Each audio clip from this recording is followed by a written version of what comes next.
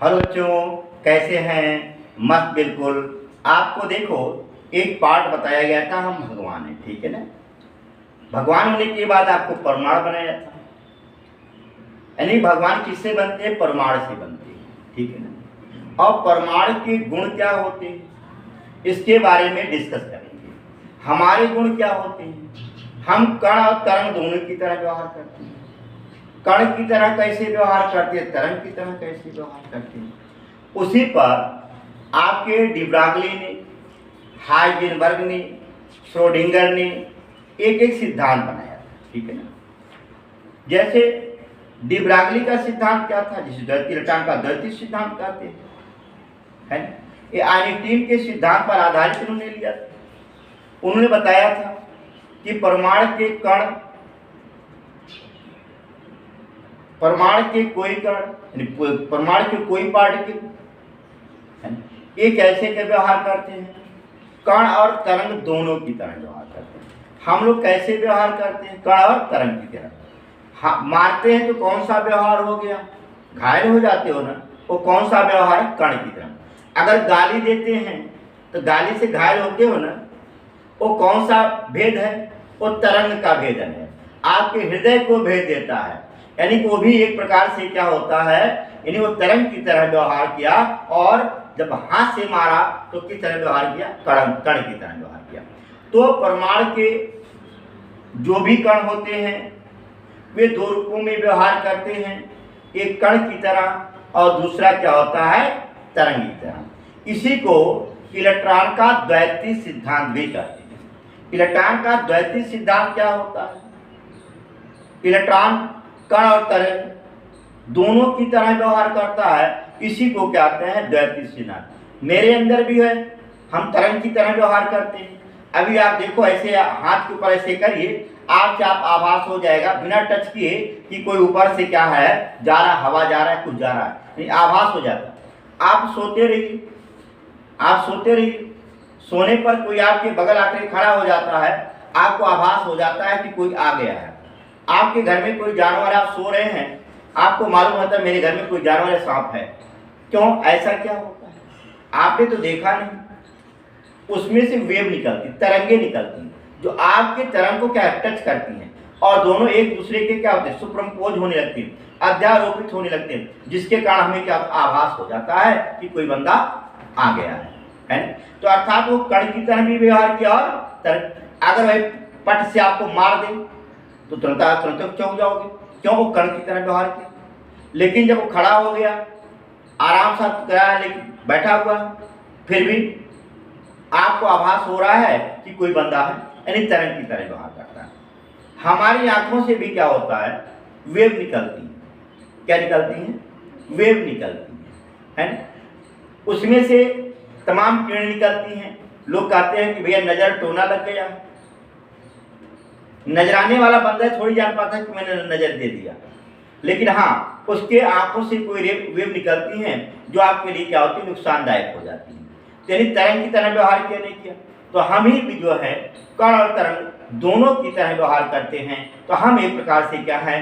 तरंग है। जो बोल रहे हैं क्या है? तरंग है। अंदर जो धक धक धक चल रहा है क्या है? तरंग है ना। हमारे ब्लड प्रेशर चल रहा है क्या है? तरंग है। और ये तरंग उत्पन्न कहाँ से होती है? ये भी फिर सवाल होता है कि तरंगे उत्पन्न कहाँ से होती हैं। सुनिए, ये तरंगे एक दूसरे के फ्रैक्शन के कारण उत्पन्न होती है। क्या होती है? फ्रैक्शन के। जैसे आप देखो, सबको रिपीट हो, आवाज आ रहा है कि नहीं आ रहा है?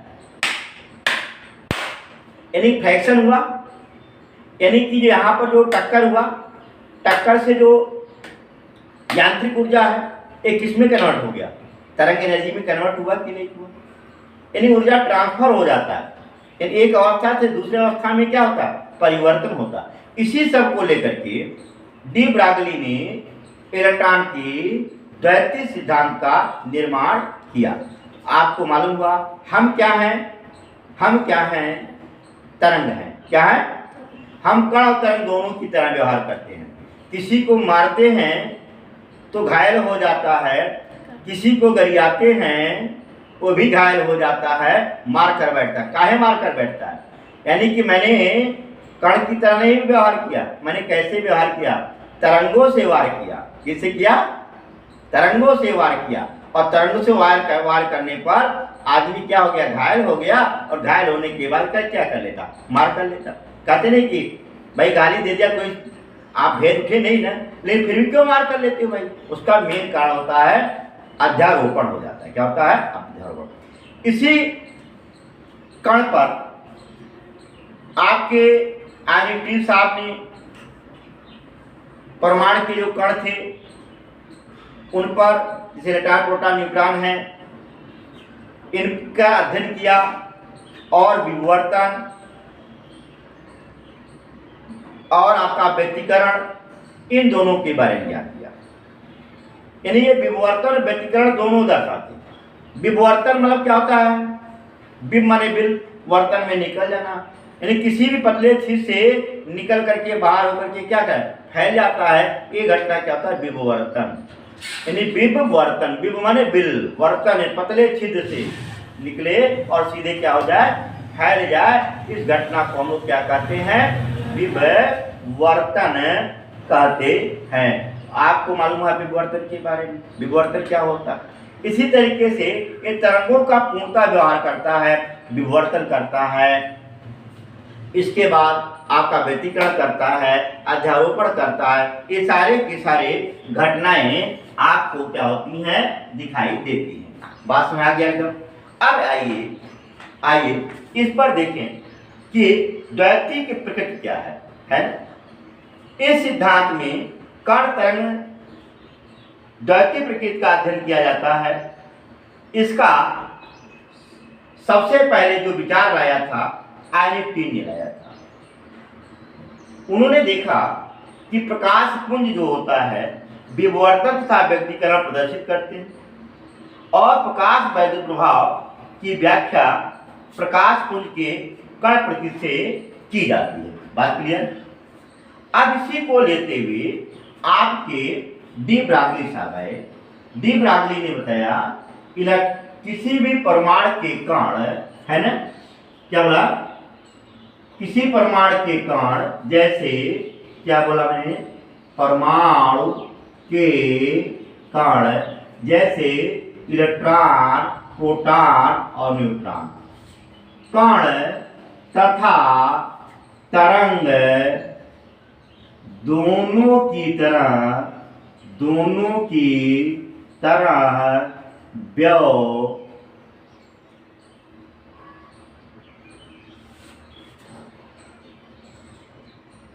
व्यवहार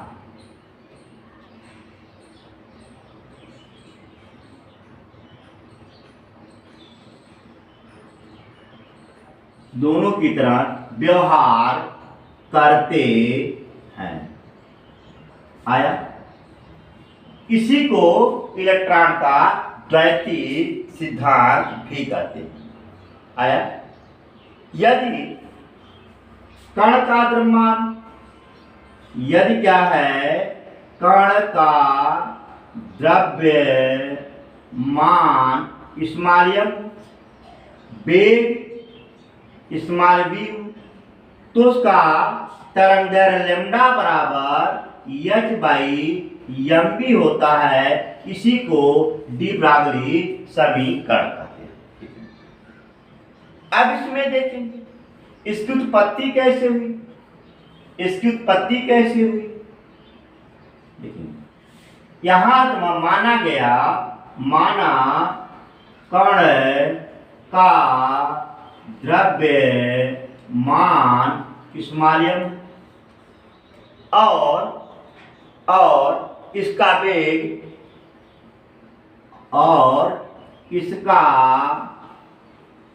वेग c तथा तरंग दैर्घ्य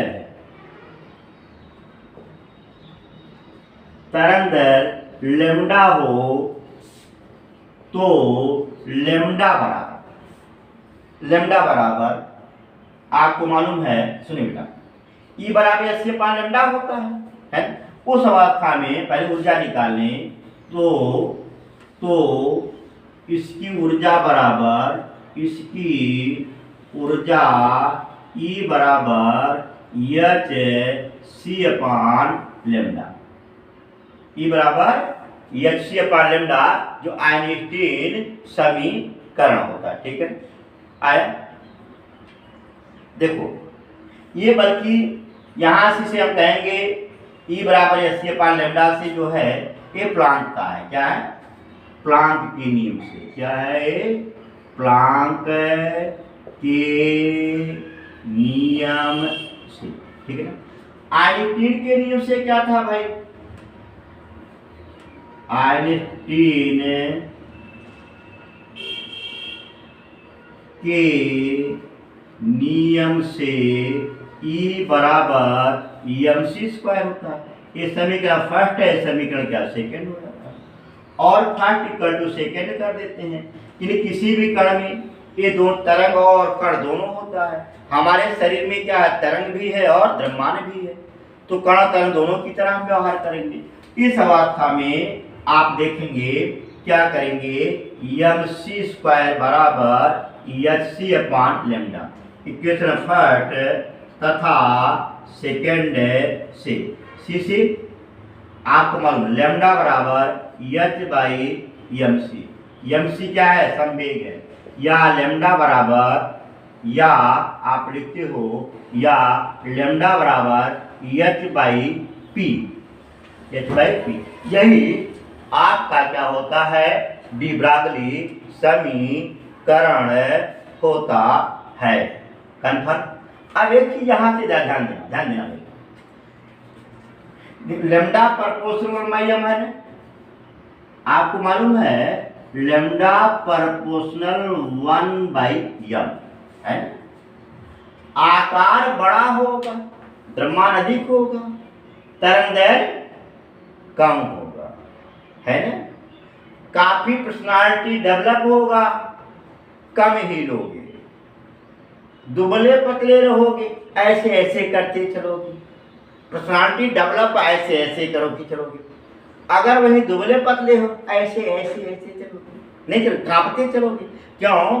कि जैसे द्रव्यमान कम होगा कंपन ज्यादा होगा। इसी नाते कहा जाता है ये खाए पिए मस्त रहो, अन्यथा क्या होगा? आपके शरीर में कंपन चालू हो जाएगा।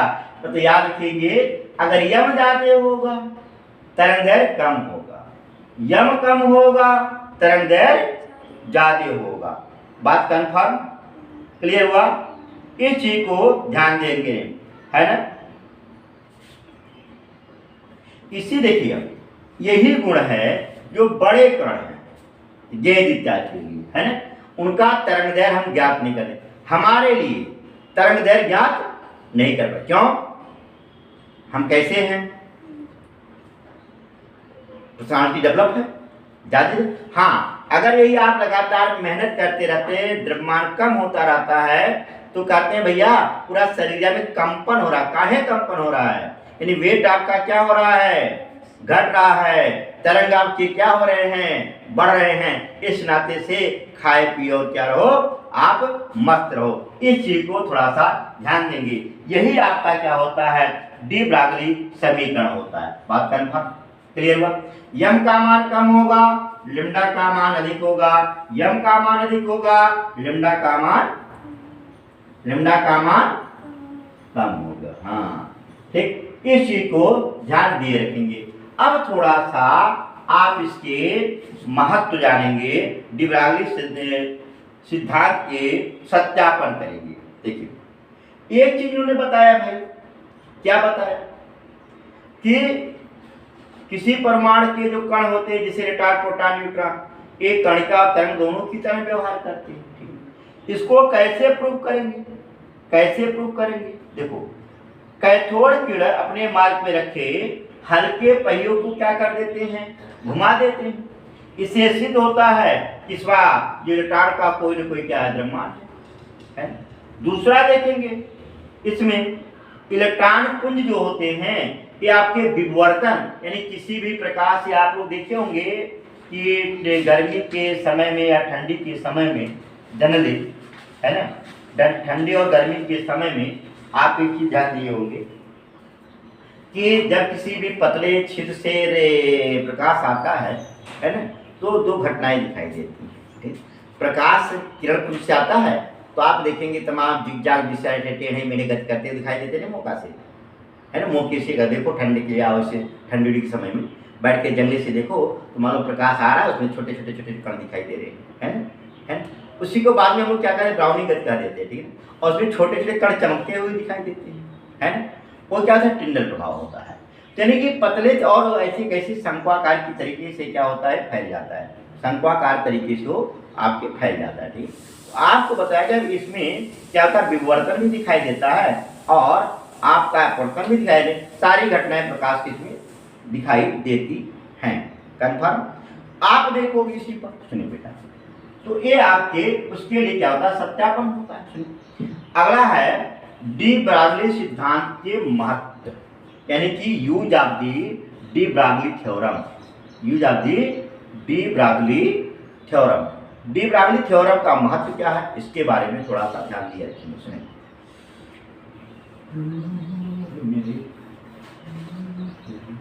सुनिए तो हम क्या है, आज से तरंग हैं, है ना, क्या है, तरंग हैं। और इन्हीं तरंगों के कारण हमें क्या होता है, कंपन होता है शरीर में। इसी कंपन से मेरे में मूवमेंट होता है। यही तरंग का कंपन अगर हो जाए तो मूवमेंट मेरा क्या हो जाएगा, बंद हो जाएगा, ठीक है। तो मूवमेंट क्यों होता है, इन्हीं तरंगों के कारण होता है। बात क्लियर, एकदम आया, समझ आया। अगला देखेंगे, सुनिए बेटा, इसका महत्व क्या है। पहला इनके द्वारा जो होता है, बोर जो परमाणु मॉडल है उसका क्वांटीकरण किया जाता है। क्वांटीकरण कैसे करते हैं, किस प्रकार से करते हैं, बोर के बंद कक्षा में कोणीय संवेग के क्वांटीकरण की कल्पना कर अपना परमाणु सिद्धांत दिया था, परंतु वह गणितीय रूप से इसे सिद्ध नहीं किया जा सकता था। इस तथ्य का व्यंजक जो है डी ब्रागली निकाला।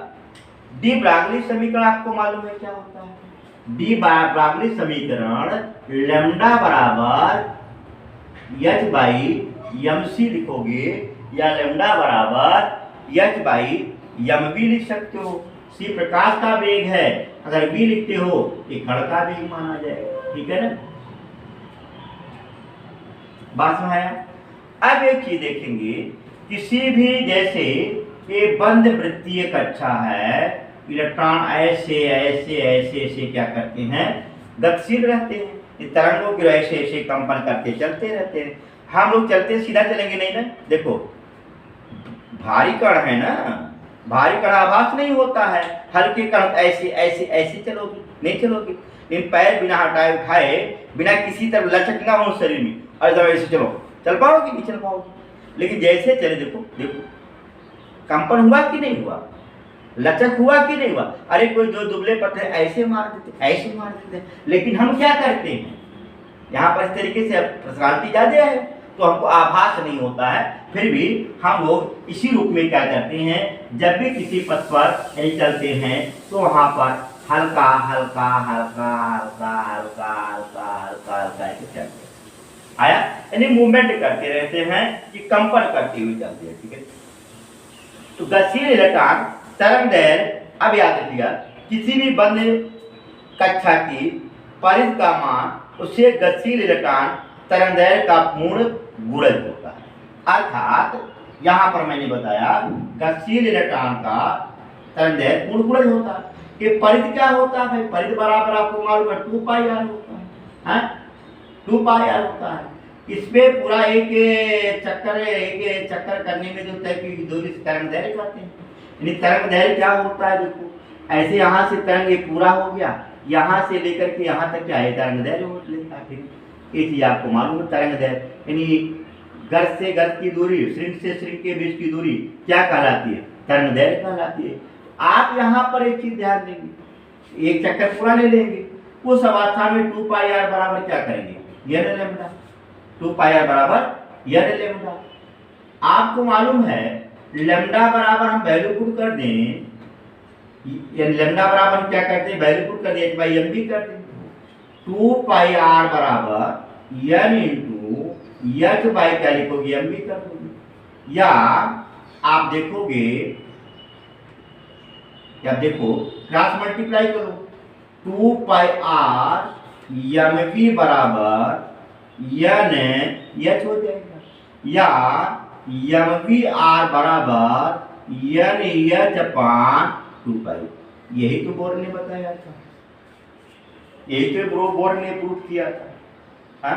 किसी बलवती कक्षा के लिए कोणीय संवेग क्वांटीकरण होता है, यानी कि इलेक्ट्रॉन उन्हीं सभी बलवती कक्षा में चक्कर लगा करके उन निश्चित कक्षा में चक्कर लगाते हैं जिनका कोणीय संवेग का मान यानी h/2 पाई क्या पूर्ण गुणज होता है, h/2 पाई का पूर्ण गुणज होता है। यही तो आपका बोर का नियम, यही तो बोर का नियम है। इस आधार पर इसका हम क्या करते हैं, क्वांटीकरण की व्याख्या कर लेते हैं। बात क्लियर। अगला जो होता है, इसमें मिटा देना, अगला जो होता है गतिशील इलेक्ट्रॉन, गतिशील इलेक्ट्रॉनों के लिए तरंगदैर्घ्य तथा गति ऊर्जा में संबंध भी हमने बताया था। गतिशील इलेक्ट्रॉनों के लिए जैसे गति ऊर्जा बराबर क्या होता है, ई बराबर क्या है, mv स्क्वायर होता है। गति ऊर्जा की बराबर यहाँ पर 1/2 mv स्क्वायर होता है, ई बराबर 1/2 mv स्क्वायर होता है। आया। अब एक चीज देखेंगे, डी ब्रागली समीकरण से लेमडा बराबर h/mv होता है ना, या v बराबर क्या होगा भाई, h अपान m लेमडा होगा, या v का मान इसमें वैल्यू पुट कर दें, e बराबर क्या करेंगे 1/2 m into h by m lambda का होल स्क्वायर करोगे ना, या e इक्वल टू देखो 1/2 into m h square by m lambda square, m square lambda, एक m क्या कैंसिल हो जाएगा, या आप ऐसा क्रॉस कर लें, 2e बराबर h स्क्वायर बटे m लेमडा स्क्वायर, देख सकते हैं ना, या ऐसा करें लेमडा स्क्वायर बराबर h स्क्वायर बटे 2m की करेंगे, या लेमडा बराबर h by under root 2m e। देखिए ई क्या है, आपका गति ऊर्जा है, ये क्या है, गति ऊर्जा है। यदि गति इलेक्ट्रॉन पर v वोल्ट का विभवांतर उसकी गति ऊर्जा की, ध्यान देना, जो v वोल्ट का विभवांतर जो होता है वो गति ऊर्जा को क्या करता है, शून्य कर देता है। अगर यहाँ पर आपको मालूम है गति ऊर्जा E बराबर क्या होता है, E इंटू वी लिखते हैं, ये वैल्यू उठा करके यहाँ पुट कर देंगे, लेमडा बराबर h by under root 2m e v। आया, कंफर्म हुआ, क्लियर हो गया। अगला इसका जो यूज करते हैं बोर्ड कक्षा में तरंगों की संख्या, ये सब पे न्यूमेरिकल है, ध्यान दीजिएगा भाई, इस सब पे न्यूमेरिकल है। अगला जो होता है बोर्ड कक्षा में तरंगों की संख्या ज्ञात करनी। आपने अभी अभी पढ़ा है कि है ना 2 पाई आर बराबर n लेमडा, n क्या है, तरंगों की संख्या है, जहां n क्या है, तरंगों की क्या है, तरंगों की संख्या है। आप एक काम कर सकते हैं, n बराबर क्या करोगी भाई, 2 पाई आर बटे लेमडा करोगे, n बराबर डी ब्रागली समीकरण से लेमडा का मान भरेंगे, है ना, लेमडा बराबर h बाई m भी होता है, वैल्यू पुट कर देंगे, 2 पाई आर बटे h बाई m भी ऊपर जाएगा, n बराबर 2 पाई आर mv बटे h करोगे। बोलो r का मान हम एक काम करते हैं, बोर के नियम के आधार पर रख देते हैं। 2 पाई r बराबर आपको मालूम है यानी n square h square 4 pi square m e. देखो r का मान मालूम है आपको, r बराबर क्या निकाले थे, n स्क्वायर h स्क्वायर बटे 4 पाई जेड ई स्क्वायर एम, यही तो था। यह मान उठा करके हम यहाँ कर क्या कर दें, भर दें, है ना। भर देने के पश्चात आप क्या करोगे, पूरी की पूरी तरंगों की संख्या की काउंटिंग कर लेंगे। यदि r इत्यादि का मान दिया है, कोष की संख्या आज दिया है, तो आप कैलकुलेट करेंगे, n का मान यहाँ से आप निकालेंगे। वैसे जनरली आप इसी पर याद करिएगा, इस पर आप क्वेश्चन अक्सर दिए जाते हैं। ये r की वैल्यू यहाँ पर पुट करें और उसके बाद आप देखेंगे n बराबर n आपका मान निकल जाएगा। ये जो वैल्यू आएगी कर देता हूँ लिखो, 2 pi into n square h square बटे 4 pi square Z e square M into यम, है ना, इंटू यम, और क्या बच्चा इंटू यम इंटू वी, ठीक है ना, बाई किसके, एच के। यहाँ से ऊपर जाएगा, एक एच कैंसिल हो जाएगा, यहाँ से एक यम क्या हो जाएगा, कैंसिल हो जाएगा, है ना। यहाँ से 2 दूनी 4 कैंसिल हुआ, ये पाई कैंसिल होगा, ठीक है। बराबर क्या बचेगा, देखो n स्क्वायर एच बटे 2 पाई जेड ई स्क्वायर, है ना, और क्या बचा v। अब इलेक्ट्रॉन का वेग वैल्यू पुट कर देंगे, इलेक्ट्रॉन के वेग की वैल्यू पुट करेंगे, है ना। तो इलेक्ट्रॉन के वेग की जैसे वैल्यू पुट करोगे, आपकी जो वैल्यू आ जाएगी, देखिए इलेक्ट्रॉन के वेग की वैल्यू क्या होगी, 2 pi Z e square by n h. देखो वैल्यू पुट कर देंगे ना। अब यह करके लिखो भाई, n स्क्वायर एच स्क्वायर बटे 2 pi Z square into 2 pi Z square बटे एन एच। ए 2 पाई पे सब क्या हो गया, कैंसिल हो गया। ए यहाँ से एच कैंसिल हो गया, एक एन कैंसिल हो गया, बराबर एन बच गया, बराबर एन बच गया। आप देखो इस तरीके से बोर्ड कक्षा में तरंगों की संख्या की काउंटिंग भी हम लोग क्या कर लेते हैं। जहाँ n क्या है, तरंग की संख्या है, आप जो फार्मूला वैल्यू पुट करिएगा n बराबर 2 पाई r बाई क्या करिएगा, लैम्डा करिएगा, ठीक है।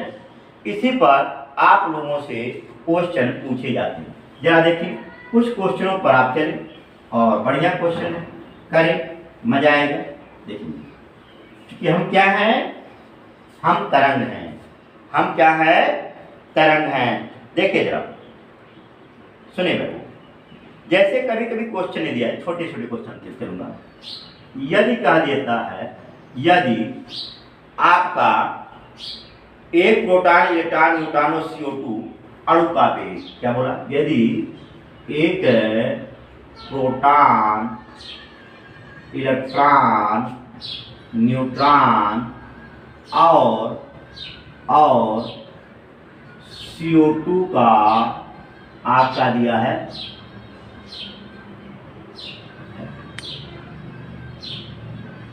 CO2 का वेग एक समान हो, क्या है, CO2 का वेग एक समान हो तो तरंग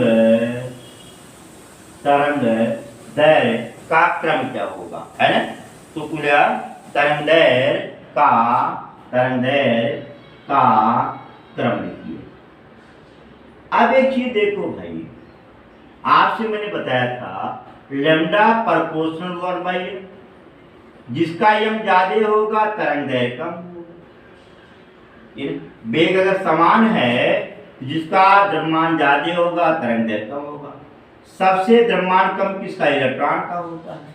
इलेक्ट्रॉन का द्रव्यमान मालूम है भाई, सबसे कम होता है 9.1 × 10⁻⁻, आप निकालोगे आपका 28 ग्राम। यहीं पर प्रोटॉन का जो द्रव्यमान होता है 1.67 गुणे 10⁻⁻24 ग्राम। यहीं पर ये न्यूट्रॉन का जो द्रव्यमान होता है n बराबर 1.687 कर देता हूँ इंटू 10⁻⁻24 ग्राम। ठीक, और इसके बाद CO2 का द्रव्यमान तो आपको मालूम है, निकाल ही लेंगे भाग से। तो सबसे ज्यादा किसका होता है? CO2 का होता है। तो जिसका द्रव्यमान अधिक उसका तरंगदैर्घ्य कम। तो तरंगदैर्घ्य सबसे ज्यादा किसका होगा भाई? सबसे ज्यादा तरंगदैर्घ्य किसका होता है? इलेक्ट्रॉन का होगा, फिर आपका प्रोटॉन का होगा, फिर आपका न्यूट्रॉन का होगा, फिर क्या होगा? CO2 का होगा। आया? इस तरीके से हम क्या करते हैं? द्रव्यमान निकाल लेते हैं। यदि प्रोटॉन न्यूट्रॉन CO2 का एक समान हो तो तरंगदैर्घ्य का क्रम लिखिए, बता लोगे। अगला देखिए, नीट का क्वेश्चन भी है। अगला यहीं पर ध्यान देंगे, दूसरे क्वेश्चन पे चलते हैं। सुनिए, यदि इसमें कह रहा है एक अणु CO2 का वेग 500 मीटर प्रति सेकंड है तो उसका तरंगदैर्घ्य क्या कीजिए। क्या बोला मैंने? एक अणु O2 का वेग 500 मीटर प्रति सेकंड है तो उसका तरंगदैर्घ्य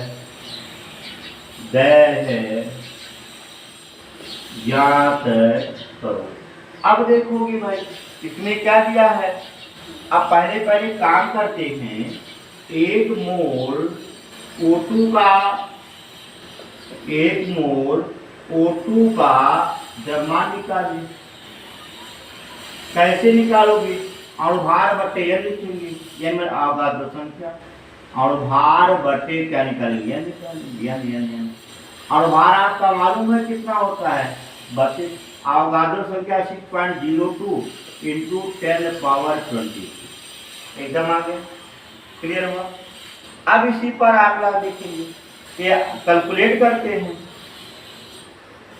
घात ऊपर लेके जाएंगे, आपका हो जाएगा 32 गुणे 10⁻⁻23 बटे 6.02। 5 6 पंजे 30 आएगा। 5 दशमलव आपका 6 पंजे आपका क्या हो गया? 30 हो गया। 5 15 20 5.3 गुणे 10⁻⁻23 क्या हो जाएगा? ग्राम हो जाएगा। आपका निकल गया, m का मान निकल गया। लैम्डा आपको मालूम है, लैम्डा बराबर क्या होता है? h/m भी लिखोगे। h बराबर लैम्डा h/m भी लिख तो दिया था, क्या लिख सकते हो? बराबर h का मान मालूम है 6.62 10⁻⁻34 लिख सकते हो, क्योंकि आपको जूल में दिया। ठीक है, बटे क्या करोगे यहाँ पर? m का मान निकाले हैं 5.3 गुणे 10⁻⁻23 इंटू कितना दिया? 500 है। अब इसे हम क्या करते हैं? कैलकुलेट कर लेते हैं। पहले काम करते हैं, काट को पहले काटिए, घात जो हटा है साथ इसे भाग दो, गुणा कर जोड़ के इसको दो घटा दो। 6.6 इंटू 10⁻⁻34 धन क्या करोगे? 23 बटे 5.3 गुणे क्या करोगे? 500 करोगे। आपका कितना आएगा भैया? 6.6 गुणे 10⁻⁻11 बटे 5.3 गुणे क्या करोगे? 500। ठीक,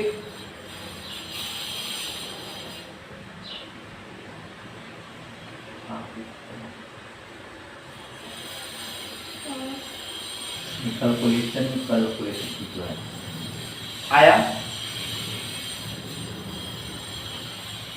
अब अब एक काम करना पड़ेगा, क्योंकि मैंने इसमें निकाला है ग्राम में, है ना, इसे किलोग्राम में कर दीजिएगा, क्योंकि ये आपको जूल में लिया हूँ ना।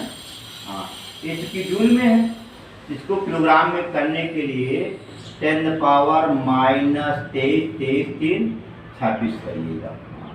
अब ये 23 आपका क्या हो जाएगा यहाँ पर 26, कैलकुलेट करिएगा, आपका आएगा 26, यानी कि 4 - 8 हो जाएगा। ठीक है ना।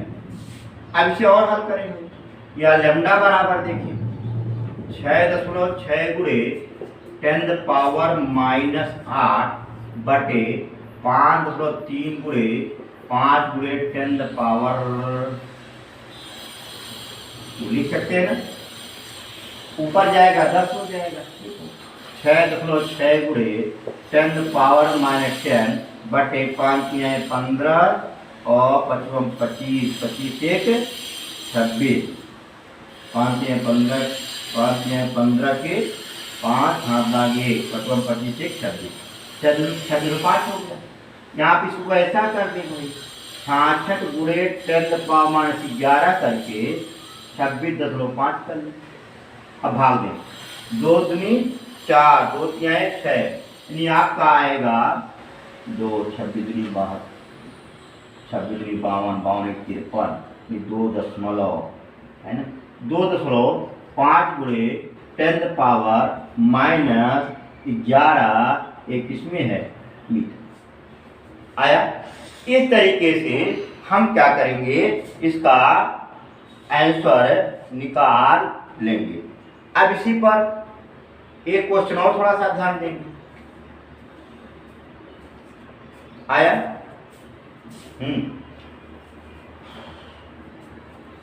एक क्वेश्चन और ध्यान देंगे, आप कैसे करोगे, किस प्रकार से करोगे। जैसे सवाल ये देता है, मान लो 2 कण ए और बी गति में है, क्या दिया, 2 कण ए और बी गति में है, इसको आप लोग सेट करिए, गति में है। कण बी का संवेग ए के संवेग का आधा है, कण 2 कण ए और बी गति में है, कण ए का संवेग बी का क्या है, बी का आधा है ना, आधा है। यदि कण ए का तरंगदैर्घ्य, यदि कण ए का तरंगदैर्घ्य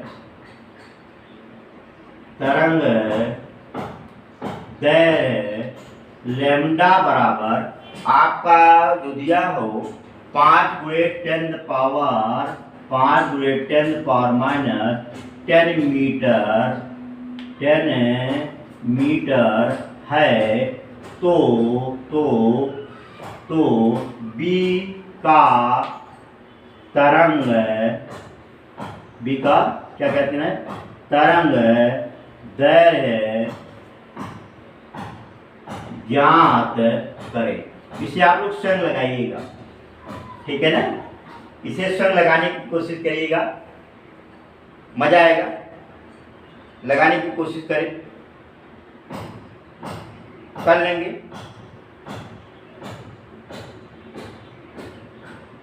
ना। आप देखो किस तरीके से एक क्वेश्चन आपको दिया जा रहा है, इस क्वेश्चन को आप करिएगा, वीडियो देखते रहिए, सब्सक्राइब करिए, लेकिन फिर रिक्वेस्ट करता हूं कि 2 बार सब्सक्राइब मत करिए, वीडियो देखिए, सब्सक्राइब करिए, लाइक करिए, मस्त रहिए और आप खुश रहिए। धन्यवाद।